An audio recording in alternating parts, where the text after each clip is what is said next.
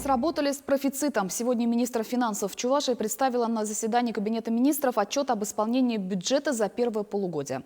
За счет чего удалось пополнить доходную часть казны и по каким направлениям Светлана Енилина попросила усилить работу, знает моя коллега Евгения Зиновьева.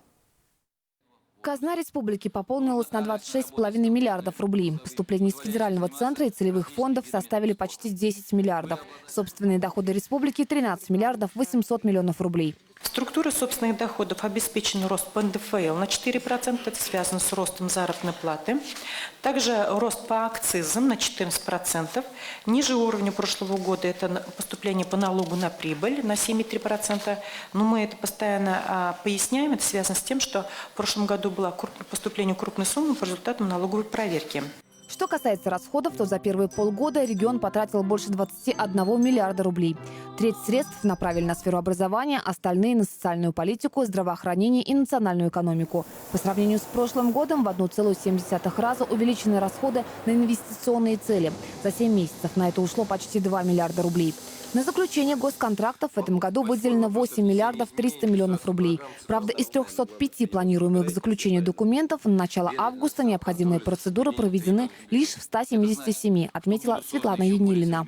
Не все контракты еще заключены. Здесь надо всем органам исполнительной власти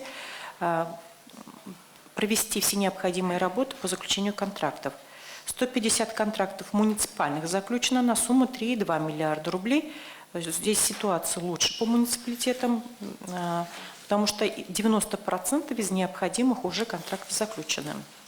Дорожный фонд республики в этом году превысил 5 миллиардов рублей. Средства из этой кубышки идут, например, на ремонт, реконструкцию автомагистралей, создание системы освещения вдоль трасс, покрытие щебнем или гравием грунтовых дорог в селах. По данным профильного ведомства, на начало августа средства дорожного фонда были освоены на 21,8%.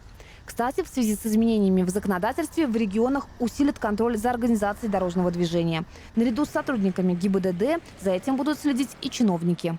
В основном этот проект дает полномочия Минтрансу проверять на соответствие муниципальные и региональные дороги, на соответствие к СОДД и ПДД, которые мы приняли в прошлом году. Это комплексная схема организации дорожного движения, то есть что дорога должна соответствовать, сколько пешеходных переходов, сколько ограждений. Говорили на заседании и о развитии спорта в республике. В ближайшие 6 лет доля жителей, систематически занимающихся физкультурой, должна вырасти до 55%.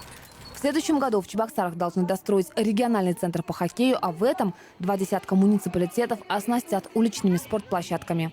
Евгения Зиновьева, Никита Углев, Вести, Чебоксары.